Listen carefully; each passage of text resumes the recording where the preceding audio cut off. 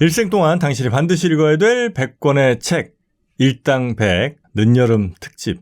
일생 동안 당신이 읽은 책 중에 가장 어려운 책 특집으로 한번 꾸며드려보겠습니다. 반갑습니다. 정프로고요. 네, 정광입니다. 네, 이지선입니다. 네, 시작부터 저희가 감히 말씀드리는데 어려운 거 싫어하시면 그냥 오늘은 이쯤에서 그냥 닫아주셔도 좋습니다. 네. 저는 지금 방송 시작에 앞서서 그 에너지 드링크 있잖아요. 사발로 마시고 왔어요. 이거 오늘은 아마 여러분 듣기도 쉽지 않으실 거고 아마 설명해 주신 정박님도 결코 쉽지 않으실 거고 중간에 또 저희가 어떻게든 한번 이야기를 이해해 보려고 하는 저희의 노력도 어쩌면 굉장히 무의미할 수 있겠습니다. 그러나 저희 일당백이 지난주 쉽게 좀 갔잖아요. 네. 이번 주는 한번 어렵게 가봐야죠. 네, 그래서 한번 저희가 이번 시간에 아마 전 세계 책들 가운데 가장 어려울 걸로 예상되는 책 한 권. 사실 탑티어입니다. 어려울 걸로 이야기되는 책들 가운데. 지금 본인이 본 책 중에 제일 어려운 책이 뭐예요, 혹시? 저는 자본론? 그거 한 10페이지 넘는 거 가지고 어렵던데요. 자본론 어렵죠. 네. 저도 뭐 자본은 대단히 어려워가지고 저도 뭐 일단 포기했고 그 다음에 그 철학자 비트겐슈타인이었다. 메를 봉티 맞아. 침묵의 잘 말씀드렸군요 제가. 예. 어떻게 기억하세요? 저도 기억하게 현상학. 아니 메를로 봉티의 이름도 생각이 잘 안 나는데 아니 그 양반 책이 되게 얇아요. 요만해. 좀만해갖고 무슨 시집 같아요. 뭐야 이거 이 정도는 뭐 아무리 어려워도 내가 한자로만 써 있어도 이 정도는 읽겠다 싶어 봤는데 와 정말 한 5페이지 10페이지가 정말 번역이 잘못된 거 아니고요? 어려운 거 아니고? 번역도 아마 번역하신 분도 충분히 이해하지 못했을 가능성이 난 매우 높다고 봐요. 그 정도구만. 네, 뭐 침묵의 언어와 무슨 뭐 이런 내용이었던 것 같기도 하고요. 하여튼 굉장히 어려운 책이었는데 오늘 소개해 주실 책도 만만치 않은 책이라고요? 그렇죠. 그러니까 뭐 동양으로 치면 가장 난해한 책 중에 하나가 주역이라고 치잖아요.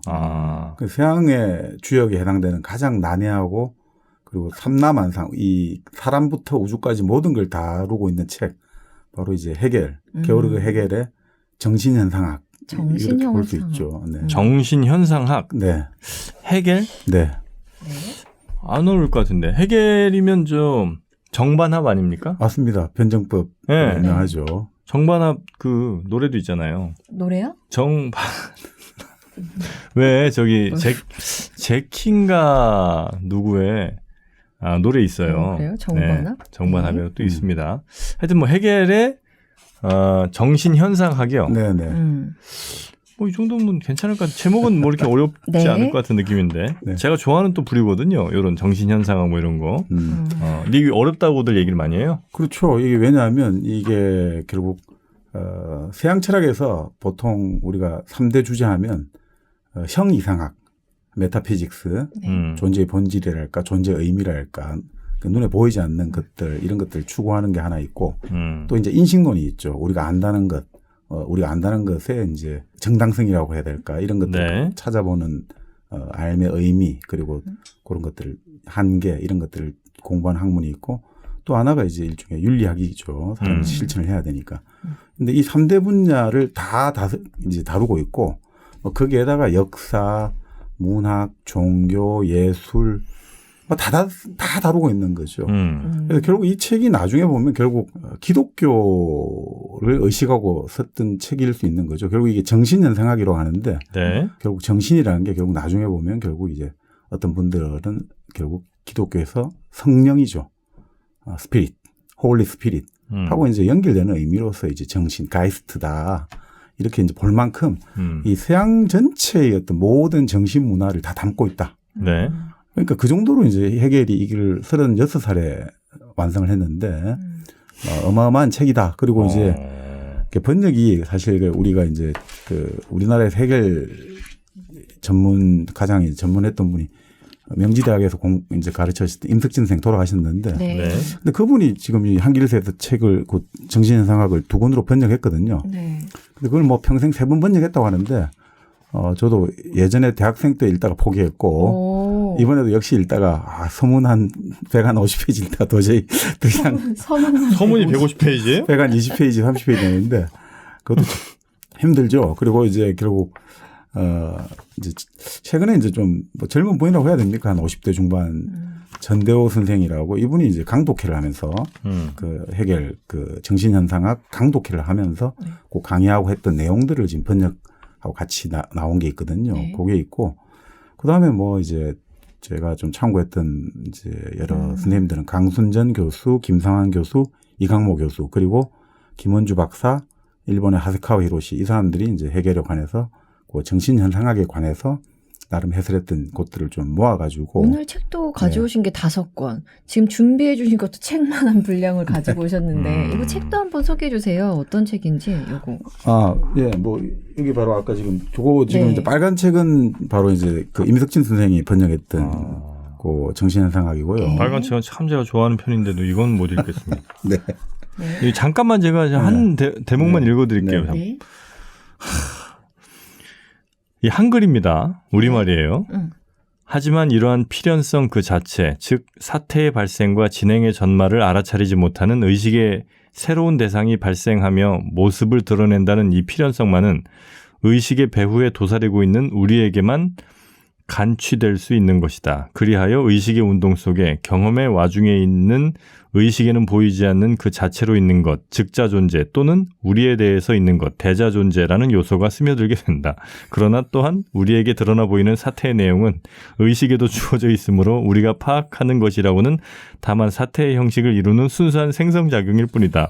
이때 양자 사이의 차이라면 의식에 대해서는 생성되어 있는 것이 대상으로만 존재하지만 사태의 추이를 엿보고 있는 우리에 대해서는 동시에 운동이나 생성 과정으로서도 존재한다는 것뿐이다. 에라이. 뭔 말인지 하나도 모르겠다. 나 솔직히 진짜 내가 이해하려고 집중해서 들어봤는데 무슨 말인지 하나도 모르겠다. 아니, 단어 자체가 아주 어려운 거는 사실 몇 개 없어요. 뭐 간취라든지 뭐 즉자 존재, 대자 존재. 이건 뭐 그냥 대충 유추는 가능한 단어들 같은데 이런 단어들로도 우리를 이렇게 괴롭힐 수 있다는 것. 아니 근데 그게 마찬가지라고 합니다. 그 독일에 해겔을 공부하는 해겔을 읽는 네. 그 학생들도 이 독일어로 씌어진 정신 현상학이 너무 힘들다는 거예요. 그래서 영어 번역본을 가지고 자기들도 독일 사람들. 네, 그게 더 편하대요.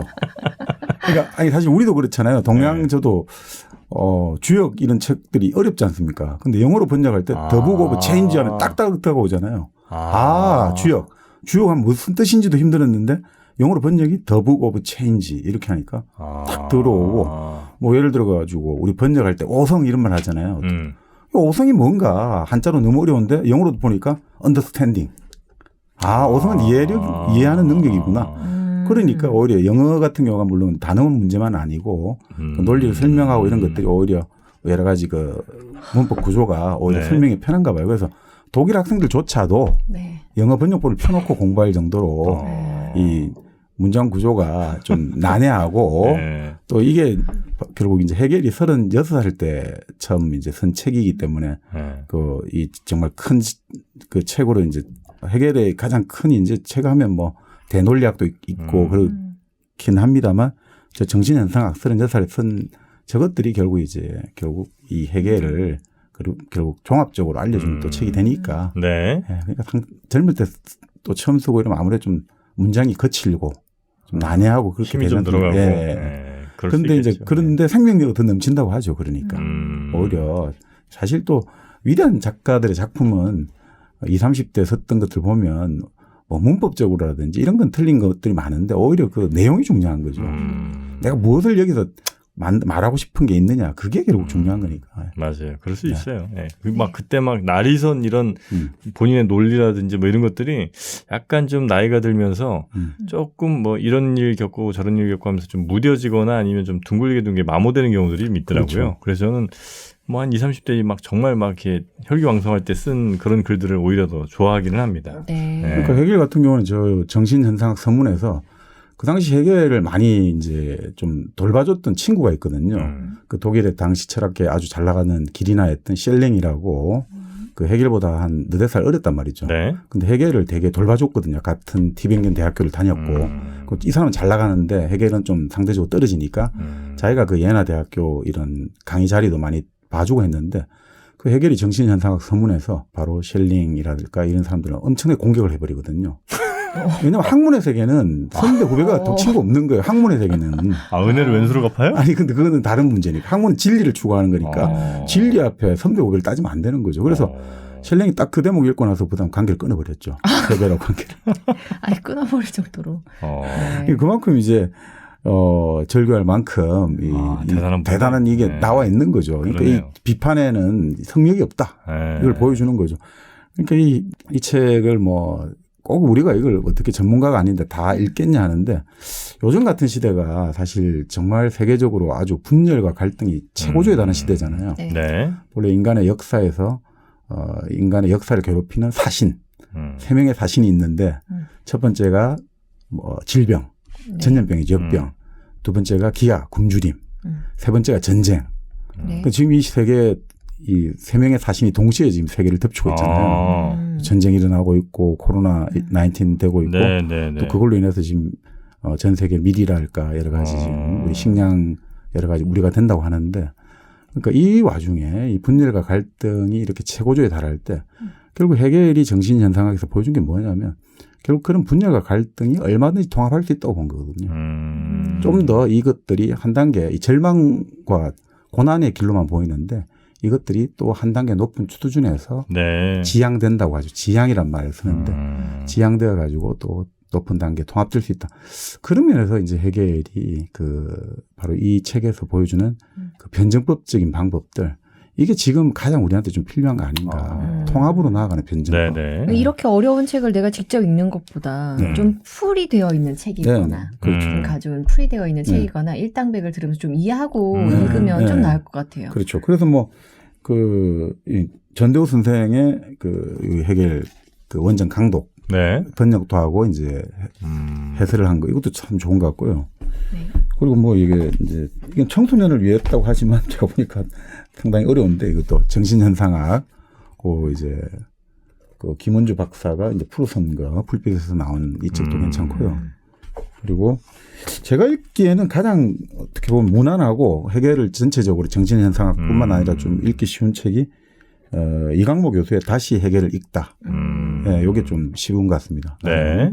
그리고 이제 일본 하세가와 히로시 해겔 연구가인데 해겔 정신현상학 입문인데 이건 또 번역이 문제가 아니라 좀 상당히 어렵구나. 근데 어려운 와중에도 또 뭐 나름 또 여러 가지 또 시사할 게 많이 주더라고요. 그래서 또 나는 괜찮은 것 같습니다. 네. 좋습니다. 하여튼 이런 책들을 종합해서 오늘 해겔의 정신현상학을 여러분께 전해드리는데 감히 예측하건대 아마 한 주에 끝나기 쉽지 않을까요? 한 주에 끝내야죠. 그렇습니까? 네. 쉽지 않을 것 같은데. 자, 뭐 그럼 어떻게 해겔 이야기 좀 하고 들어가나요? 아니면 해겔 개인 자체보다는 이제 당시의 상황들은 좀 우리가 보는 게 좋을 것 같아요. 왜 이렇게 이 사람이 이 책에서 통합, 정반합 이런 걸 이렇게 강조하고 왜 끊임없이 이제 변증법적인 생각들 계속해서 뭔가 왜 끊임없이 자꾸 요게 하나 뭔가 딱 만족하고 여기 딱 이제 정립이 됐으면 괜찮은데 또 갑자기 그걸 반대를 끌어내 가지고 또 안티테제를 만들고 또 그래서 다시 또 올라가고 왜 이렇게 이런 걸 하냐. 그리고 이 사람이 결국 여기서 보면 또 결국 좀 국가라고 할까. 이것들이 우리가 한 개인이 처음 태어날 때 가족 구성원으로 태어나잖아요. 가족에 있으면 참 좋은데 가족에 있다 보면 자기의 욕망을 좀 아무래도 마음껏 발현할 수도 없고 자 그러니까 이런 자유가 실현이 안 된단 말이죠. 자 그래서 이제 가족의 도덕에서 이제 사회로 발전할 수밖에 없는 거죠. 사회로 이제 가족의 안티테제로 사회가 나온단 말이죠. 그 사회가 갔는데 사회는 이제 우리가 이제 다양한 욕망들이 서로 이제 실현하려고 서로 다투다 보니까 법이 필요하겠죠. 도덕 대신에. 자, 그렇게 법을 이제 만들었는데 또 법이 만들어지고 나니까 법은 또 너무 획일적이잖아요. 그죠. 획일적이고 그러다 보니까 이제 양극화, 부익부 빈익빈이랄까 불평등 이런 게 심해지니까 결국 그거를 또 가족의 도덕과 사회의 법을 종합한 게 국가의 인륜 질서로 이제 완성이 된다. 그래서 이 사람은 진짜 국가 중심주의가 좀 있거든요. 그러다 보니까 이런 것들이 나중에 이제 나치랄까 특히 일본 제국주의에 의해 가지고 뭐 일본 정신현상학 이런 책도 이런 것도 나왔거든요. 그냥 정신현상학이라는 제목에다 일본만 붙여가지고 그 정도로 이제 해겔이 자칫 잘못하면 또 전체주의, 그 파시즘에 악용된 이런 것도 있기 때문에 좀 조심스럽긴 합니다만 네. 그 당시 시대 배경을 좀 우리가 봐야 됩니다. 왜 그런 생각을 했는지. 그 당시에 이게 이제 헤겔은 1770년에 태어나서 1831년에 이제 숨을 거뒀는데요. 그 독일의 슈투트가르트.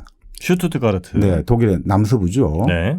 예전에 우리가 그 상속의 역사 이야기할 때 그쪽 지역 사람들이 농민으로서 자기 일종의 투표권이랄까 시민으로서의 투표권을 가지기 위해서 그 땅을 가지는데 그러면 계속해서 공부를 하고 이런 투자를 해가지고 지금 기술적인 것들 웬만한 독일의 유수 기업들이 다 거기서 나온 지역들이죠.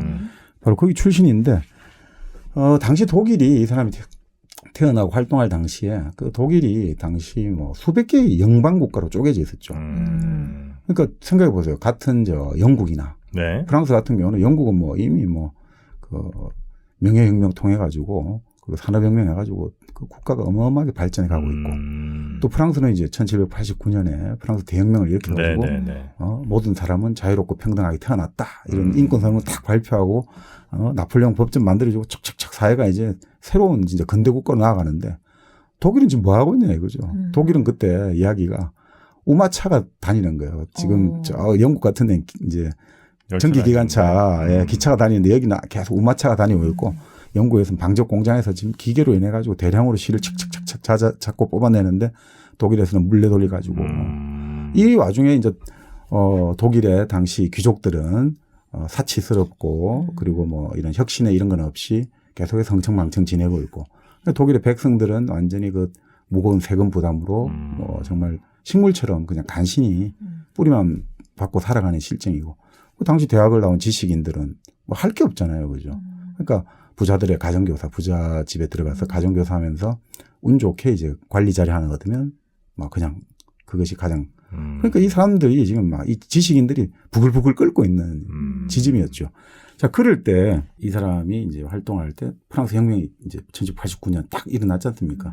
그럼 이럴 때 이 사람들이 이제 이것이 우리가 대학에서 공부했던 정말 이성이라는 것들이 이제 역사로 현실로 나타나고 있다. 그렇지 않습니까?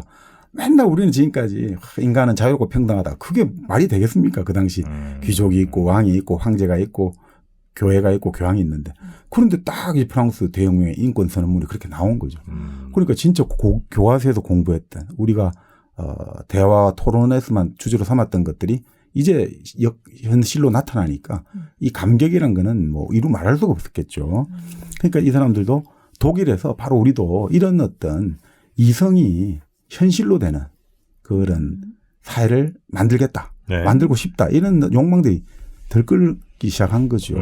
그러니까 이제 우리가 하나였던 그 300개, 수백 개로 쪼개진 이 영방국가를 뭔가 하나 통합하자. 이런 느낌이 강하게 작용했던 거죠. 이 사람이 이제 나중에 좋아했던 철학자고 자기 어떤 동료이자 선배였죠. 그 피테라는 철학자는 당시에 독일 국민에게 고함 이런 일련의 강연 시리즈로 사람들의 어떤 민족주의 의식을 막 고양을 시켰고 네. 또 이제 어떻게 보면 그 베를린 대학이라는 게 1810년에 만들어져 가지고 정말 그 학문의 어떤 요람이 되는 이런 것들이 쫙 이제 그 당시 이제 같이 만들어지게 된 거죠. 이 사람들이 왜 이제 이성이 이렇게 역사와 현실로 이제 나타난 거 보고 감격했냐면, 그러니까 정신현상학 원고를 마무리할 때 1806년 그 10월 달이었나. 이때 이 사람이 원고 이제 출판사에 넘겨주기란 마감일까지 막 맞춘다고 고생하고 있는데 그때 그 예나라는 도시였거든요. 이 사람이 그때 있던데. 나폴레옹이 이제 그 예나 전투에서 이겨가지고 이제 나폴레옹이 들어온 거예요. 그 도시로. 네. 이 사람 다음날 나가보니까 나폴레옹이 말을 타고 탁 시내를 정찰하고 있는 거죠. 순시하고 있는 거예요. 근데 이 사람 유명한 편지를 남겼죠. 나는 오늘 마상의 세계 정신을 보았다. 말 위에서 세계 정신이 움직이고 있는 걸 보았다. 나폴레옹을 세계 정신으로 본 거죠. 왜냐하면 나폴레옹이 결국 와가지고 결국 나폴레옹이 갖고 오는 자유평등 박애의 정신이 이 독일이랄까 이 후진국의 그 봉건적 체제를 다 무너뜨리고 이제 새로운 근대국가, 근대 질서, 법 질서가 만들어지니까 이 세계 정신이 지금 움직이고 있는 거다. 그 표현으로 되게 유명했죠. 그러니까 그런 거를 이제 쓸 만큼 그게 자기 나라, 자기 도시였지만 그 침략을 당했지만 그 침략의 문제가 아니라 이거는 세계 정신, 근대가 지금 역사가 직접 우리 눈앞에 펼쳐지는 거다. 이렇게 감동을 했던 거죠. 그때쯤에 베토벤 뭐 이런 사람들도 이런 약간 그때 당시에 그런 분위기에 좀 네. 영향을 받아서 네. 뭐 이렇게 작곡도 하고 뭐 이런 그렇죠. 게 그래서 좀 이제 있군요. 바로 그 에로이카라는 것들을 쓰다가 나중에 에로이카는 아시죠? 잘 모르겠는데요. 그 태광. 태광? 태광 에로이카. 옛날에 저 우리나라 오디오 3대 내지 4대 브랜드가 있었어요. 아, 인켈, 인켈은 나는데. 롯데매니아, 롯데. 태광 에로이카. 음. 또 뭐 있었나요? 요 정도가 기억이 납니다만. 정확히 모르겠습니다. 네, 요 정도 하면 있었을 겁니다. 네. 네. 그리고 뭐 황제 뭐 이런 거 이제 그렇죠, 막 잡고 그렇죠. 있잖아요. 네. 네. 그래서 나중에 뭐 황제 치마니까 그죠 찢었다 네, 쪽으로 네. 이야기 돌았습니다만. 그러니까 그런 때 이 사람 같은 경우는 이제 뭐 이 철학을 공부하는 여러 가지 하는 입장에서 그 너무나 감격을 해가지고 아까 말한 자기 친구 셸링하고 그리고 그 독일의 유명한 이제 휠드린이라는 시인이 있어요. 네. 그 우리 예전에 그 제가 뭐 항상 그 지상의 척도 지상의 척도란 있느냐 그런 건 없다. 우리는 때로 살아가면서 꽃보다 아름답다 이름할 것들을 만나게 된다. 그 휠드린이라는 시인이 있는데 그 휠드린 시인하고 같은 이제 같은 기숙사를 썼다고 해야 되나? 그 친구들하고 모여가지고 이제 프랑스 혁명을 기념하면 자유의 나무를 심기도 하고 자기들끼리 막 그런 식으로 노래 프랑스 혁명가를 부르기도 하고 그 이 정도로 이제 감격에 차있던 시대였던 거죠. 네. 그러면서 이제 결국 그러니까 이 사람이 이 책을 쓸 때는 반드시 이 역사랄까 이 우리의 어떤 인간은 이 세계를 인식할 수 있고 이 세계를 우리의 어떤 뭐라고 할까 이성이 실현되는 방향으로 반드시 만들 수 있다. 이런 희망이 최고적으로 달했던 시기 아닌가. 그 당시 시대가. 네. 통일에 대한 열망 그리고 이성에 의한 질서가 수립될 수 있다는 그 이제 희망 이 모든 것이 담겨져 있는 게 바로 정신현상학이죠. 네. 그래서 뭐 사실은 모든 문제, 개인의 문제, 뭐 그 아까 말한 개인이 어떻게 하면 내가 올바른 인식을 할 수 있는가, 어떻게 하면 내 앞에 있는 대상, 내 앞에 있는 현실, 내 앞의 세계를 올바로 파악할 수 있을까부터 시작해가지고 그리고 우리가 살아가는 사회, 국가, 종교, 예술 이 모든 것들을 다 이제 한 번씩 다루고 보고 있는 거죠. 네. 그래서 결국 뭐 의식이 그러니까 결국 이게 정신현상학이라는 이제 제목 다른 제목이 부제 비슷하게 의식의 경험으로서의 학 이렇게 붙여져 있거든요. 의식의 경험. 그러니까 의식이 이제 경험을 쭉 한다 이거죠. 어린아이가 이제 우리가 태어나가지고 쭉 자라면서 어른이 될 때까지 쭉 경험을 하잖아요. 그러면서 우리가 어른이 돼 가잖아요. 네. 그러니까 의식이 태어나가지고 의식이 이제 처음 딱 이제 의식이 뭡니까? 그러니까 의식이라는 게 결국은 나 자신과 세계를 인식하는 작용이 의식이잖아요. 그러니까 이것들이 이제 처음 이제 어린애가 태어나가지고 이 세상이 뭔지, 이 앞에 사람이 뭔지, 이 앞에 물건이 뭔지, 요거부터 시작해가지고 결국 이제 의식이 처음에 그렇게 시작을 했다가 처음에는 감각적 확신이라고 감각을 가지고 확신을 가지다가 요거 갖고 안 되니까 지각으로 넘어갔다가 퍼셉션으로 넘어갔다가 그 다음에 요거 갖고도 뭔가 제대로 자극을 파악을 못하니까 결국 오성, 지성이라고 하죠. 언더스탠딩. 그걸로 넘어갔다가 요거 갖고도 잘 안 되니까 자기 의식으로 넘어갔다가 거기서 이제 이성이 되었다가 이성이 결국 이제 정신으로 이렇게까지 쭉 이제 쭉 이렇게 바뀌어갑니다. 그러니까 한마디로 말해서 제일 중요한 게 의식과 이제 대상이거든요. 네, 이제 네. 우리가 그 뭐 이야기를 하자면 의식하고 대상을 먼저 좀 그걸 해야겠죠. 이제 하나하나 이제 네네. 어때요? 이제 들어가는 느낌. 저 약간 요만큼 벅차올랐어. 그래? 나 이해하고 있는 것 같아서 벅차올랐어. 아, 근데 좀 내가- 어렵네요. 내가 이걸 이해하다니. 어려워 그래도. 의식이 의식이 결국 이제 내가 세상을 인식한 세상을 이제 세상과의 교류를 하는. 그러니까 이렇게 보시면 될 것 같아요. 네. 의식이라는 거는 말 그대로 대상에 대한 의식인 거죠. 대상의식이죠. 반드시 의식은 대상이 없이는 승립할 수 없어요. 의식은 무엇에 대한 의식이죠. 그죠? 네. 그러니까 대상이 없으면 의식은 승립할 수 없는 거죠. 그럼 대상이 반드시 있어야 돼요. 그죠? 그 대상이라는 게 뭐냐? 그 우리 눈앞에 보이는 거란 말이죠. 네. 우리가 이제 눈앞에 보이는 처한 현실, 세계, 뭐 물체 이 다 포함한 게 바로 이제 대상이 되는 거죠. 맨 처음에 그냥 이게 만지면서 이게 이게 마이크구나, 이게 아. 핸드폰이구나, 이제 이렇게 이제 하나하나 알게 되고 거기서 이제 얘는 어떻게 움직일까 이제 머릿속으로 생각도 하다가 점점 이제 인간과 인간의 관계라든지 그렇죠. 좀 복잡한 내용들에 대해서 이제 계속해서 내가 이제 알게 되는 거죠. 그러니까 이 의식은 대상이 딱 있으면 그냥 있구나 이렇게 생각 안 한단 말이죠. 의식은 기본적으로 대상이 딱 있단 말이죠. 그럼 우리도 마찬가지죠. 어린애가 뭐가 물건이 있으면 그 가만히 있지 않잖아요. 네. 만져보려고 하든지 냄새를 맡아보려고 하든지 뭐 어떻게든 흔들어 본다든지 다 하잖아요. 그죠? 네. 그러니까 그걸 뭐냐면 인식하려고 하는 거거든요. 그거죠. 그러니까 파악하려고 한단 말이죠. 그러니까 그 파악하는 거 그래서 알을 얻으려고 하거든요. 이게 뭔지를 알고 싶은 거란 말이죠. 그게 뭐냐면 결국 이제 인식 작용인데 그래서 우리가 그것이 무엇인지를 딱 알아맞혔잖아요. 적중했잖아요. 그러면 그게 뭐냐? 그럼 참된 지식, 참된 알미잖아요. 그걸 뭐라고 부릅니까? 참된 암? 참된 암, 참된 지식. 그게 진리입니다 말이에요. 진리. 예, 그게 바로. 진리. 그러니까 의식이 대상을 딱 적중해버리면 그게 우리가 진리를 얻은 거예요. 네. 그러니까 이게 참 재미있는 게 이게 변증법하고 똑같은 거죠. 이게 바로 여기서 변증법이 들어가는 거예요. 항상 의식은 대상을 전제로 해야 되거든요. 네. 그 변증법이 다이얼렉틱스 이라는데 그 뜻이 뭡니까? 다이라는 게 다이알로그 할 때 둘이란 말이죠. 대화한다든지. 레틱스는 논리란 말이에요. 두 개의 논리거든요. 변증법은 뭐냐면 반드시 한쪽이 있으면 한쪽이 반대쪽을 끌고 와야 되는 거예요. 그래서 반대쪽을 설정하는 거예요. 반대를 무조건 설정하는 거예요. 네. 그걸 설정해가지고 그러니까 만들거든 의식은 딱 대상을 반대를 딱 있잖아요.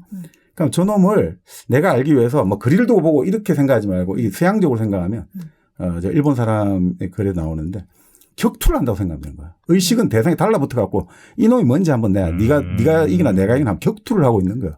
네. 정말 치열하게 격투를 해가지고 그래서 내가 딱 이놈을 이제 알아가지고 때려 눕혔다 생각하면 되는 거예요. 아, 그러면 나는 이제 너가 이제 알게 되고 아는 것이 소유하는 거거든요. 사실. 네네네. 그게 바로 의식이 이제 대상을 끊임없이 왜 파악하려고 하는가.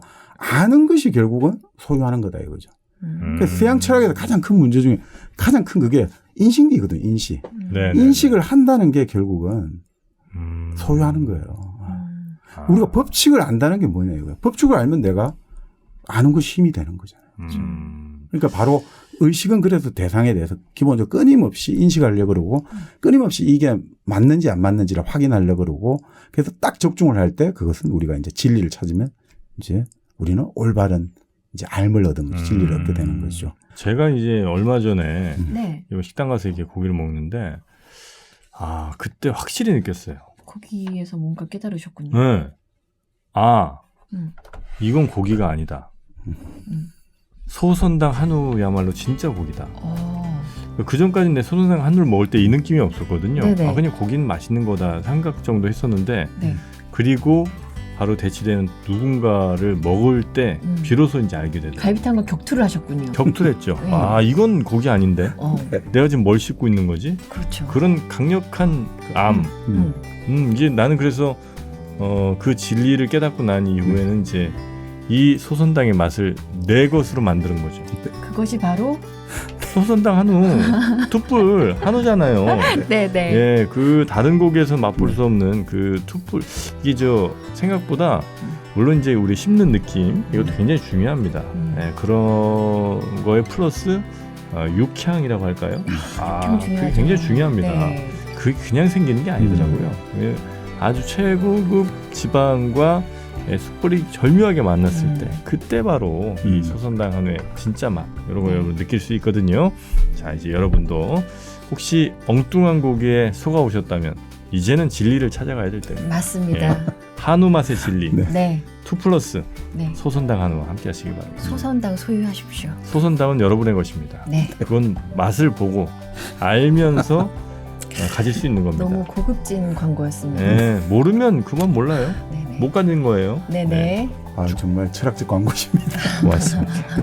일당백만 할 수 있는 광고 아니겠습니까? 네. 또 지난 시간엔 내가 그 카사노바로 또 다르게 아마 했던 것 같은데 확실히 콘텐츠에 따라서 광고도 레벨이 좀 달라지네요. 정 프로님의 레벨이 다릅니다. 아유 고맙습니다. 네. 네.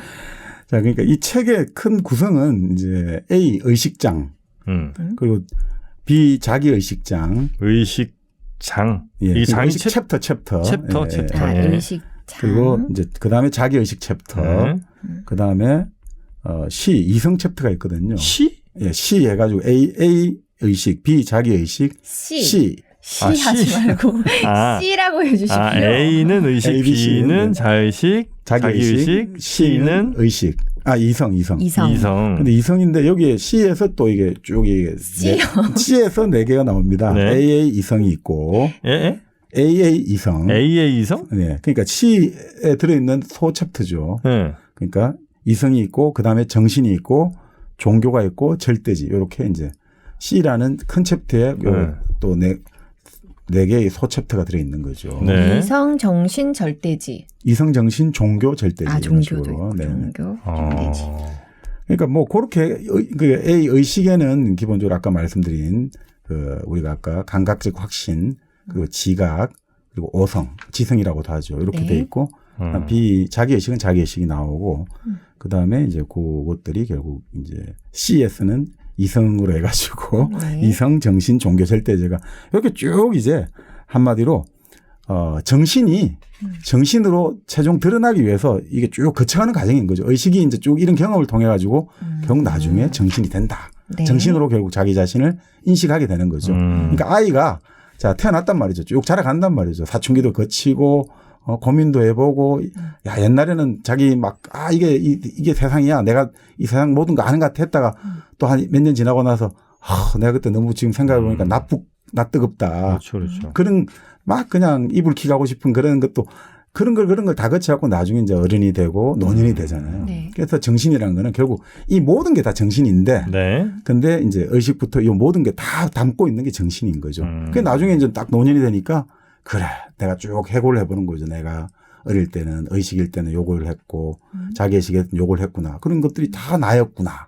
라고 이제 생각하게 되는 거죠. 그러니까 결국은 인간이 결국 나중에 절대직 그러니까 인간의 사유가 절대직까지 도달할 수 있는데 그것이 결국은 인간에게서 나온다는 것들을 보여주는 거죠. 칸트 같은 경우는 우리가 사물 자체 해가지고 인간이 알 수 있는 것은 이제 현상계에 불과하지 그 사물 자체에 대해서는 불가지론을 말했잖아요. 칸트 같은 경우는 절대적으로 우리가 알 수 있다 없는지 모르겠다 한마디로 사실은 칸트는 이제 그런 일종의 불가지론 입장이 있는데 그걸 네. 해결이 극복해버린 거죠. 사람은 충분히 알 수가 있다고 하는 거죠. 절대 도달할 수 있다고 하는 거죠. 그러니까 이게 의식의 어떤 발달 단계 같은 걸 쓰는 거예요? 네. 이 챕터가? 그렇습니다. 이런 걸 쭉 이제 하는데 요것들이 아까 말씀드린 변증법적으로 자, 감각적 확신이 이게 확실하다고 했는데 또 뒤집어지는 거예요.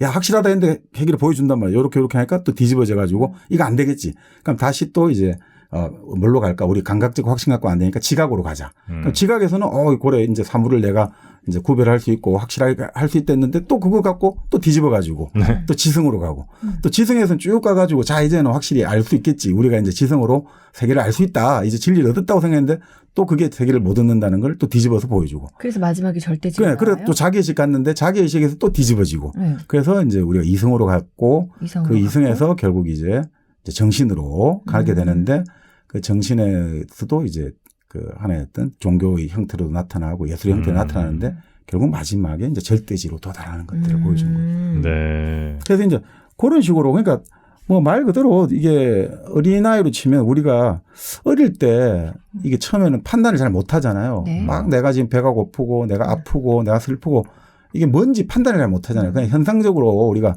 주어진 것에 대해서 그냥 막 울고 웃고 이렇게 했는데 조금 이제 지나다가 이제 우리가 좀 성장하게 되면서 이게 원인과 결과가 있구나. 그죠? 이렇게 해서 이렇게 된 거구나. 좀 인식을 하게 되잖아요. 자, 그런 다음에 나중에는 이제 자기만 갖고 생각하다가 이제 좀 우리가 어른이 된다는 건 뭡니까? 이제 남도 생각이 되구나. 내가 내 마음대로 해서 내 마음대로 생각한다고 되는 게 아니라 남들도 내처럼 생각하는 사람이구나. 네. 어떻게 하면 우리가 같이 잘 살 수 있는가. 이렇게 이제 하면서 결국 또 나중에는 근데 결국 우리가 우리 집, 우리 가족 우리 동네만 잘 살아야 되는 게 아니라 우리 나라가 잘 살아야 되고 이런 식으로 이제 확대돼 가잖아요. 그러면 이 사람이 이때 이 사람의 정신을 구성하는 게 이 사람이 이제 그렇게 아주 성숙한 이제 시민이 되고 성숙한 어른이 되었어요. 그러면 그때는 이 사람한테 들어있는 게 뭡니까?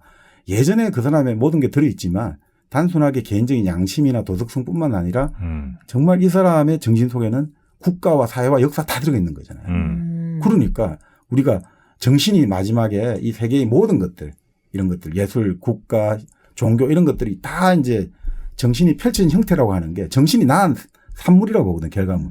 결국 우리 인간이 이렇게 우리가 성숙한 어른이 되었을 때 우리 마음 속에, 우리 정신 속에 양심도 있고 도덕성도 있고 여러 가지 내가 좋고 나쁘고 내가 실수했고 이런 경험도 있는 동시에 또 이 여러 사람과 함께 잘 살아야겠다는 책임 의식이랄까, 남을 도와줘야겠다는 뭐 여러 가지 책임감, 시민 의식, 윤리 정신 이런 것들이 다 있을 때, 이렇게 있을 때 이 사람은 삶을 깨달았다 이렇게 볼 수가 있잖아요, 그죠? 네. 그러니까 바로 그런 식으로 네. 우리 정신이 스스로를 알아가는 것들이 바로 스스로를 실현해 가는 거란 거죠. 우리가 그런 식으로 아까 말씀드린 처음에는 욕망 덩어리였다가 양심을 알게 되고 도덕을 배우게 되고 옆에 사람들과의 어떤 책임감 배우게 되면서 우리가 성숙한 인간이 되어가듯이 네. 결국은 정신이란 것도 아까 말한 그 의식의 어떤 미숙한 형태에서 쭉 나아가지고 결국은 이 모든 것들을 내가 깨달아가면서 결국 실현하는 거잖아요. 그런 기준으로 보면 지금의 우리 세태 혹은 뭐 우리 시대 사람들은 어른이 잘 안 되는 것 같네요. 이렇게 네. 끊임없이 내가 더 벌어서 나의 뭐 편안함을 추구하는 이런 것들이 이제 더 좋은 가치인 것처럼 사람들이 네. 얘기를 많이 하잖아요. 더 많은 돈 벌고 그래서 플렉스하고 그리고 이제 인스타에 자랑한다든지 뭐 이런 네. 아주 말초적인 혹은 뭐 아주 일차적인 욕망을 잘 구현하는 사람들을 마치 잘 된 사람, 성공한 사람으로만 인식을 하니까 그런 기준으로 보면 지금은 뭔가 더 어른이 된다거나 더 네. 진리를 찾아가는 거는 아예 더 그때보다 많이 후퇴되는 그런 상황이 아닌가. 네. 근데 이제 결국은 이 해겔에서 보면 네. 결국 역사라는 것들, 우리 사회의 발전이라는 것들이 그 자유의식이 확대돼가는 과정이라고 보거든요. 그러니까 물론 이제 이 말을 가지고 오리엔탈리즘의 혐의도 있습니다만 그건 해겔의 이제 원치지를 생각해보면 이렇단 말이죠. 자, 처음에 이제 해겔의 역사 철학 강의에는 그렇게 나오죠. 역사의 첫 단계는 한 사람만 자유로웠다는 거죠. 중국을 예를 들어요. 황제만 자유롭다. 천자만. 네. 한 명만 자유로운 동양적 전제에서 그 다음에 그리스 로마 시대로 왔다 이거죠. 거기서는 이제 여러 명이 자유롭겠죠. 네. 일종 귀족 계급들 자유롭겠죠. 그런데 그것들이 이제 게르만 시대, 자기 게르만이잖아요. 이제 게르만 시대에서는 만인이 자유로운 시대로 온다 이거죠. 근대 국가가 되려면 법 앞에 만인이 평등하잖아요. 그러니까 그런 시대로 이게 쭉 자유로워진다 이거죠. 그러니까 사실 지금 이제 물론 이제 개인적 자각이 공동체와 개인의 문제는 항상 개인은 욕망을 가지고 있고 그죠. 공동체와 이런 것들이 충돌하고 네. 교정하고 일치하기 힘들잖아요. 그래서 공동체와 개인이 딱 이상적으로 이렇게 조화를 이루어 나가는 게 말 그대로 그것이 하나의 어떤 진짜 아까 말씀드린 국가 일륜성의 국가로서 완성이 되는 건데 그게 지금은 이제 우리가 지금 보이는 걸로는 약하지만 근데 사실 냉정하게 보면 계속해서 지금 우리가 자유라는 건 확대돼 가는 과정이잖아요. 네. 우리가 예전하고 지금 또 비교해 보자 이거죠. 아무리 지금 문제가 많은 건 사실이지만 그럼에도 불구하고 우리가 자유가 확대되고 여러 가지 부정부패랄까 그리고 사람과 사람에 대한 어떤 그 평등이랄까 이런 것들은 줄어드는 과정이라는 거는 누구도 부인할 수 없을 것 같거든요. 제가 보면. 그러니까 그런 면에서 보면 크게 보자면 해겔 입장에서는 반드시 현실적인 것이 결국은 반드시 이성적인 것이 될 수밖에 없고 그렇게 되고 있다는 거죠. 네. 자유라는 것도 이렇게 확대되고 넓어지고 있는 거니까 너무 거기에 대해서 지금 우리가 좌절하고 부정적으로 볼 필요는 없다. 그리고 해겔은 그렇게 봐요. 그런 예를 들어 야만의 역사들 있잖아요. 네. 막 이런 것들. 그 야만의 역사는 가짜의 역사라고 보거든요. 가짜라는 거죠. 예를 들어 가지고 그 야만은 인간의 이성과 이제 격투하는 거잖아요. 우리가 이제 투쟁을 하는 거잖아요. 그런 의미에서 우리가 역사라고 말할 때 역사라는 것은 이성의 역사거든요. 이성과 자유가 실현되는 역사이기 때문에 그 결국은 그런 면에서 그 개념적 의미에서는 그것은 가짜이고 그것은 계속해서 추방되는 영역이 있기 때문에 그러니까 사라질 수밖에 없는 그렇죠. 그 부분이 네, 그러니까 가짜라는 거죠. 그런 의미에서는 가짜고 사라져야 되는 거기 때문에 정프로님 잘 따라가고 계세요? 따라는 가는데 약간 좀 딴 생각이 좀 듭니다. 딴 생각. 왜냐하면 여기가 가짜의 역사에 그 속해 있거든요. 부정하고 싶은 거예요. 아니 그 가짜라는 걸 이제 그 해겔이 보면 그게 가짜인 걸 이제 알겠죠. 네. 해겔이 보면. 그러나 가짜의 시대에 살았던 절대 다수들은 그게 가짜인 줄도 몰랐겠죠. 마찬가지로 한 300년쯤 후에 네. 누군가가 해겔 시대 사람들 보면 그 시대 사람들은 다 가짜인 거예요. 해겔 포함. 해겔을 포함해서. 그렇지. 근데 저는 지금 들으면서 느끼는 점이 뭐냐면 해겔은 성선설 같아요. 해겔이 추구하는 그 지성의 어떤 미래는 옳은 방향으로 가고 있다는 확신에 차 있는 것 같아요. 그 목적론적 역사관이라고 하죠. 그래서 그래요? 네, 그래서 자기도 옳은 영역에 속해 있다라고 보는 거 그 아닐까요? 어떻게 확신을 해? 확신하니까 이렇게 썼겠죠. 그래? 네. 역시 쉽진 않다. 근데 이제 이런 거죠. 어떻게 해겔 입장에서는 아까 지금 예를 들어가 현실이 그러니까 해겔이 볼 때 자기 현실 마찬가지였을 거잖아요. 그 당시에. 네. 해겔이 볼 때 그 당시에 그 프로이센 독일의 현실들 18세기 말 19세기 초반에 얼마나 열악합니까? 그렇겠죠. 그럼에도 불구하고 이걸 썼다는 거는 기본적으로 뭐라고 할까? 당시에 어떤 이런 것들이 있잖아요. 우리가 어떤 분이 재밌는 표현을 했는데 아무리 공부를 해도 나는 60점밖에 못 받는다 이거죠. 아무리 공부를 해도. 그러니까 100점이 안 된다 이거죠. 자, 그러니까 이 현실에 지금 절망하고 현실에 좌절하고 현실은 어쩔 수 없다라고 생각한다면 지금부터는 60점을 100점으로 본다. 60점이 이제 100점이야. 라고 이제 말한다는 거죠. 사람들은. 그러면. 근데 이제 해결을 보면 100점은 분명히 있다 이거죠. 지금은 60점의 현실밖에 없지만 분명히 100점은 있고 우리가 60점을 맞는 것은 그 100점으로 가기 위한 과정이다 이거죠. 그러니까 그거 가려면 그냥 공짜로 가지냐? 계속해서 네가 공부를 해야 되고 투쟁을 해야 된다. 그러면 100점은 가진다. 그런데 네가 지금 60점을 아무리 해도 지금 내가 해도 60점밖에 안 나온다. 1년 하고 2년 해도 60점밖에 안 나온다. 아이씨, 더 이상 안 돼. 야, 우리는 이제부터 60점을 100점으로 친다. 라고 하면 그거는 아무 의미가 없는 거지 않냐 이거죠. 가짜 100점이죠. 네. 그러니까 그거는 가짜 100점 아니냐 이거죠. 제 말은 이제 그런 뜻에서 그 야만의 역사는 가짜 역사라는 거는 그런 거다 이거죠. 그것이 마치 역사는 성자의 역사다. 성자기로. 그거는 존재하지 않는 거죠. 해결은 그렇다고 패자를 위하고 이런 게 아니라 성자와 패자가 같이 어울려져 가지고 만들어지는 게 역사라는 거예요. 그러니까 패자도 패자가 아니고 성자가 성자가 아니라는 거죠. 그게 바로 변증법인 거죠. 그러니까 성자와 패자가 종합돼 가지고 또 새로운 만들어진 게 역사라는 거예요. 여기 이제 또 하나 저는 이제 이런 얘기를 들을 때마다 한마디를 들으면 한 100가지 생각이 나는 게 문제예요. 네네. 끝이 안 난다는 게 문제인데 예를 들면 그 가짜 역사라고 말하는 그게 존재했기에 사실은 진짜 역사가 존재하는 거 아니겠습니까? 그러니까 해결적입니다. 그렇습니까? 네. 또? 아니 그게 해결적인 거죠. 그러니까 변증법이라는 건 사실 극과 극이거든요. 그러니까 변증법을 어떤 분이 너무 참 쉽게 설명해 주시는데 그러니까 변증법 어렵게 생각하지 말고 극과 극이라고 생각하면 된다 이거죠. 극과 극은 통한다고 하잖아요. 그러니까 변증법은 내가 반대했던 것하고 똑같아지는 게 변증법인 거죠.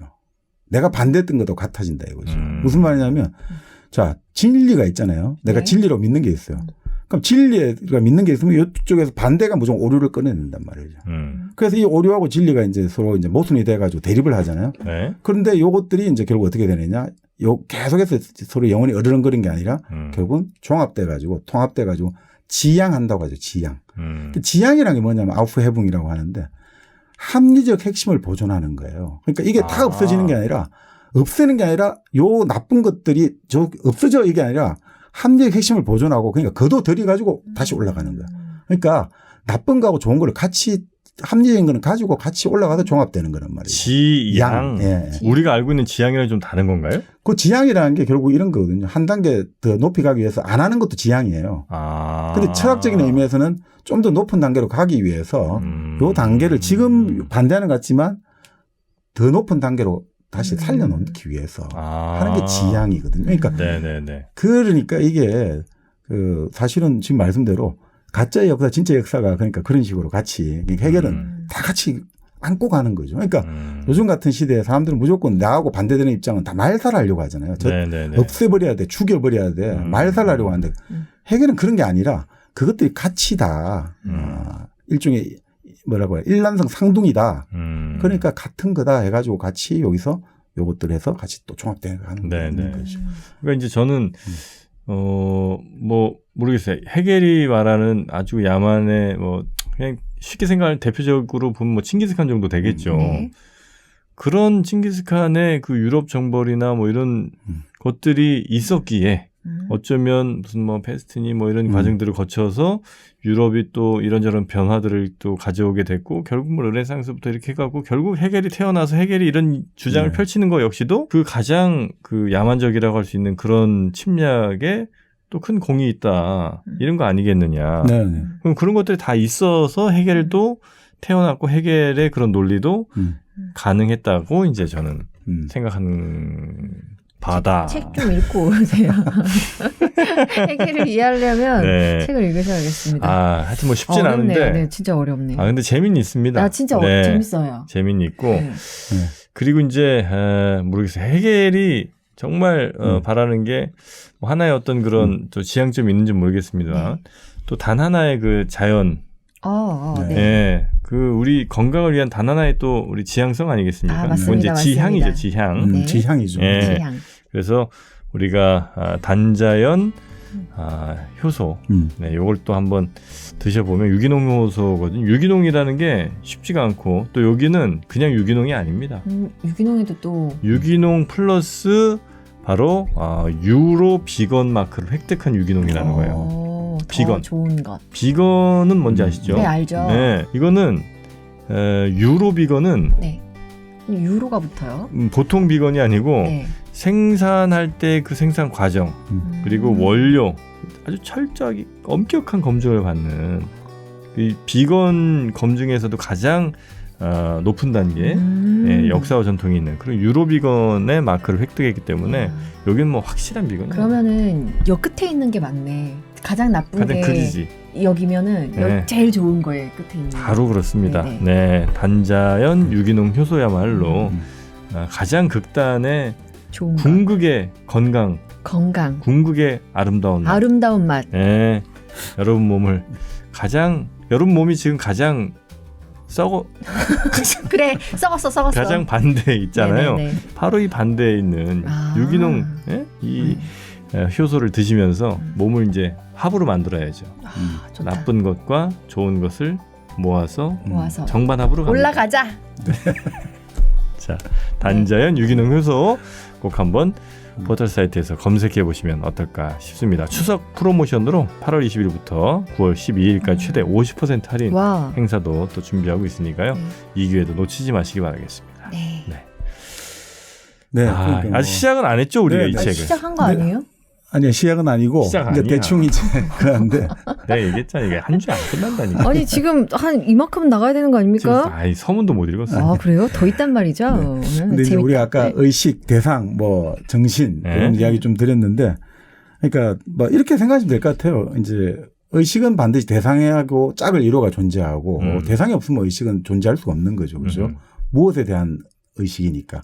그래서 의식을 사실은 대상 의식의 준말이에요, 의식은. 근데 대상을 이제 우리가 그런 이야기 했지 않습니까? 대상이라는 것은 결국은 외부도 될 수 있고, 외부 세계도 될 수 있고, 물체도 될 수 있는데, 결국 이렇게 보시면 될 것 같아요. 여기 그 전대호 선생이 재밌게 번역했는데, 대상은 내가 마주한 내 아닌 놈, 내가 아닌 놈이 대상이다 이거죠. 내가 아닌 놈. 그죠? 그렇게 생각하시면 될 것 같아요. 내 아닌 놈이라 이거죠. 내가 마주했는데. 세상의 모든 것은 다 내가 아닌 놈이네. 그렇죠. 그러니까 그 앞에 전제가 붙잖아요. 내가 만나는. 내가 맞서 있는. 예를 들어서 내가 아예 모르는 무언가는 그건 대상이 아닌 거예요. 네네. 아닐걸요? 아니 그건 대상이 아니고 내가 적어도 봤거나 들었거나 읽었거나 등등을 통해서 내가 인식하고 있는 그 무엇인가 혹은 내가 만났거나 아예 그냥 내가 모르는 거는 그냥 없는 거예요. 그거는 근데 이제 보통 그렇게 생각하시는데 아는 척 오늘 하지 말란 말이에요. 아니 보통 그렇게 생각하시는데 헤겔은 그까지 포함해서 그게 전부 다 의식의 내용으로 존재한다고 말하는 거죠. 아 그래요? 그게 뭐냐면 우리도 그렇게 생각하잖아요. 우리 경험과 상관없이 무엇인가 존재한다. 그게 무슨 의미가 있냐. 바로 그런 우리가 생각하는 안에서 그런 것으로 존재한다는 아니, 그럼 정프로님이 말하신 건 그게 아닐까요? 내가 의식하지 못하는 거는 내가 생각할 수도 없는 그 나머지 것 아니에요? 네. 그렇죠. 어때요? 맞아. 그렇죠. 근데 그것도 바로 그런 것으로서 우리 의식의 경험 속에 놓이게 된다는 거죠. 그런 것을. 내가 모른다는 것으로 존재한다. 그렇죠. 그런 의미에서 세계는 우리 의식의 경험과 분리돼서 생각할 수 있는 건 아무것도 없는 거죠. 그렇죠? 아무것도 없는 거야. 내 의식과 분리해서 생각할 수 있는 아무것도 없다. 그러니까 지금 내가 상관없이 무엇인가 하여튼 존재한다는 식으로 내 의식의 경험에는 또 들어가 있기 때문에. 그러니까 이게 좀 너무 어렵긴 한데. 근데 너무 재밌어요. 재미는 있네요. 진짜 재밌어요. 아니 원래 철학이라는 게 이런 거잖아요. 의식과 대상이라고 하지만 자, 내 눈앞에 있는 게 지금 뭐냐 이 대상. 이거 가지고 지금까지 몇천 년간을 계속 고민하고 있는 거잖아요. 이거 설명이 힘들거든요. 지금 내 눈앞에 있는 이게 뭐냐? 이게 뭐지? 그때 저번에 한 번 했었잖아요. 언어로 표현되는 모든 언어로 이렇게 뭐 했었잖아요. 저번에. 르로 뭐였지? 에라이. 그러니까 일종의 뭐 우리가 뭐 그게 있죠. 맞습니다. 지금 언어. 그 구조주의 할 때 맞아 구조주의. 구조주의 철학 말씀하실 때 했는데 기본적으로 그러니까 우리가 언어로 예를 들어 가지고 우리가 인식하는 세계는 우리 언어의 세계 그쪽에 갇혀 있다고 보잖아요. 그렇죠. 그러니까 그렇게 볼 수도 있는데 어떻든 그 현실을 그렇게 설명하기 쉽지가 않은 거거든요. 그걸 계속해서 이제 철학의 역사는 뭐 그런 것들을 계속 규명하려는 역사였고 네. 그러니까 이게 참 어려운 것 같아요. 그러니까 이 의식과 대상 항상 거리가 있는 거잖아요. 근데 이게 의식과 대상이 탁 이렇게 같이 한 몸이 돼버리면 어떻게 되겠습니까? 의식과 대상이 딱 한 몸이 돼버리면 대상이 한 몸이 돼버린다. 진리? 진리죠. 그렇죠. 그리고 그게 바로 그 진리가 뭐냐 정신인 거예요. 해결 말하는 게. 그 정신은 진리인 거예요. spirit. 네. 의식과 대상이 딱 한 몸으로 돼버렸으니까. 네네네. 이게 나중에 보면 그 김상한 교수님 말씀인데 해결이 이 바로 지금 이 쫙 이렇게 정신이 이렇게 다양한 형태로 나타나고 또 나중에 이렇게 보이잖아요. 스스로 정신이 이제 진리를 스스로 자각해가지고 이제 또 쫙 풀어놓잖아요. 역사와 세계 속에. 그러니까 사실 절대적인 어떻게 보면 관념론이라 할 수 있는데 이 역사나 우리가 살아가는 모든 것들이 이 정신이 지금 풀어놓은 거란 말이죠. 지금 자기가 이제 진리는 걸 자각하고 쫙 풀어놓은 게 이거죠. 그런데 결국 그게 따지고 보면 이게 결국 그래서 기독교 철학을 기독교를 근본적으로 깔고 있는 책이라는 거죠. 기독교의 성부, 성자, 성신을 깔고 있는 책이라는 거예요. 결국은 기독교에서 어떻습니까? 신이 있었잖아요. 네. 하나님이 있잖아요. 성부가 있는데 네. 성부가 어떻게 왔죠? 그 우리 요한복음에 로고스 그잖아요. 태초에 로고스. 말씀이 있죠. 말씀이 또 네. 그러니까 이 말씀이 또 신이잖아요. 네. 근데 또 그게 또 어떻게 나타납니까? 성자로 나타나잖아요. 네. 예수님? 예수님으로 신이 인간이 됐잖아요. 그죠? 그렇죠. 그렇게 나타났다가 다시 또 신이 인간이 됐다가 또 사라지고 뭐가 남았습니까? 길이요, 진리요, 생명. 성령이 나오잖아요. 성령이 지금 우리를 끌고 이제 기독교식으로 하면 끌고 하잖아요. 그러니까 사실 여기서 말하는 정신, 진리라는 것은 성령을 갖고 있다. 성령이라는 거죠. 사실 성령에 정확히 기독교 딱 그냥 맞춤 짝이라는 거예요. 사실은 참 이게 이 책도 읽다 보면 어떤 분은 이 기독교의 정수가 다 깔려 있는 책 같아요. 사실은. 참 이게 신기한 것 같은 느낌이 많이 들어요. 물론 이제 책에는 종교세가 전혀 드러나지 그런 않지만. 그런 게 아니죠. 오히려 아닌데 이게 보면 그 느낌이 되게 많이 들어요. 근데 철학이라는 게 사실 그 종교가 어떻게 변화해 왔나에 깔려 있는 거 아니에요? 철학이라는 그러니까 게. 여기서 나중에 이렇게 봐요. 종교는 결국 표상으로 나타나거든요. 표상. 근데 철학은 뭐냐면 결국 여기서 말하는 절대지나 결국 그 플라톤이 말하는 이데아나 결국 그게 관념 뭐 이래 하지만 이념이라고 하지만 개념이거든요. 개념. 개념이잖아요. 개념. 개념에 우리가 개념은 보편적이잖아요. 가장 보편적 개념이 뭡니까? 말이잖아요. 말 사실. 언어잖아요. 네. 그러니까 결국은 우리가 여기서 보고 있으면 결국 궁극적으로 나중에 도달하는 것이 왜 알미 되냐. 절대지. 종교도 있고 여러 가지가 있는데 왜 해결은 이제 알미라고 하냐 이거죠. 알미라고. 그러니까 결국은 그 안다는 것이 결국은 이제 개념을 통해서 표출되고 그것은 누군가에만 독점적으로 하는 게 아니라 이 언어라는 것은 모두가 다 소유할 수 있는 거잖아요. 모두에게 다 열려 있기 때문에 성령이 누군가에게만 가면 안 되잖아요. 모두에게 가야 되잖아요. 그러니까 네네. 바로 마지막에 절대지 절대암 그리고 결국 그것은 학문으로 나타나거든요. 결국 그것은 결국은 모두에게 열려 있으니까. 네. 네. 그래서 결국 나중에 이제 이런 기독교의 여러 가지 사유 구조랄까 이런 것들도 많이 깔려 있다 이런 이야기 하시는 분도 많고요. 네. 네. 네. 자, 그러면 이제 저희가 본격적으로 이 책의 내용을 이제 이어진 2부에서 한번 들어볼까요? 지금 그럴까요? 네. 지금 자 오늘 하려고 하셨던 걸 몇 % 했는지는 알려주십시오. 네. 제가 볼 때 10% 내외예요. 네. 10% 내외. 맞잖아요. 네, 80분의 5. 80분의 5. 16분의 1. 16인가? 14분의 1인가? 네. 그러니까 네. 제가 볼 땐 이건 너무 우리가 네. 빨리 서두를 필요는 없어요. 조급해할 필요도 없습니다. 네네. 어차피 이런 깊은 알은 천천히 가야 돼요. 그리고 지금 어쩌면 보는 여러분도 약간 뇌에 부하가 왔을 수 있어요. 네, 맞아요. 네, 그래서 지금 여러분도 쉽지 않아. 다 같이 커피 한잔 합시다. 네네, 좋습니다. 네, 커피 한잔 하고 잠깐 머리 좀 여러분 식히시고 네. 우리도 좀 식히고 네네네. 다시 한번 리프레시하면서 천천히 갑시다. 네네, 좋아요. 네. 그래서 2부 이어진 2부에서 네. 본격적으로 네. 해겔의 정신 현상학 좀 공부를 하고요. 네. 저희가 미리 말씀드립니다만 반응이 정말 좋으면 다음 주 이어서 갑니다. 네. 그러나 여러분이 힘들어하시면 바로. 나중으로 미루겠습니다. 아유, 알겠습니다. 자, 그러면 여러분 커피 참 한잔 하실 때 무슨 커피 드시는지 아시죠? 네, 1kg 바로 커피야. 1kg 커피입니다. 일당배 공식 커피입니다. 네. 다른 거 드시는 사람은 다 배신자입니다. 배신자. 다 극악한 무리들. 그건 좀 너무 심했나요? 네, 여러분. 하여튼 사실 1kg 커피 저희 일당배 얼마나 오래 또 저희와 함께 맞아요. 했습니까? 네. 네, 이 정도면 또 여러분 인정하셔야 되니까요. 자, 커피는 1kg 커피와 늘 함께 해주시기 바라겠고요. 요즘에는 제사 지낼 때, 차례 지낼 때도 그 커피 올리신다는 분들이 있더라고요. 돌아가신 뭐 부모님들이 커피를 워낙 좋아하시면 그 커피를 올리신다는 거. 네네. 저는 그거 아주 좋은 변화라고 봅니다. 정반합이죠, 그것도. 정말 네. 좋습니다. 전통의 그 지나친 이런 형식주의보다는 좋아하셨던 걸로 점점 가는 겁니다. 나중에 이제 커피에 밥도 이렇게 말아주시고 그렇게 해주시면 어떨까 네. 싶은데 네. 자, 그럼 저희는 끝으로 여러분 들으실 만한 노래 하나 좀 추천해드리면 같이 뭐 들으시면 좋겠습니다. 네. 플로에서 저는 이승기의 정신이 나갔었나 봐. 진짜입니다. 이게 어떻게 하는 거죠? 정신이 나갔었나 봐. 아니에요. 그 노래 아니고. 그대를 사랑합니다. 아니, 이건가? 모르겠어요. 정신이 나갔었나 봐. 이승기의 네. 정신이 나갔었나 봐. 혹시 우리 정국님 뭐 생각나신 노래 있을까요?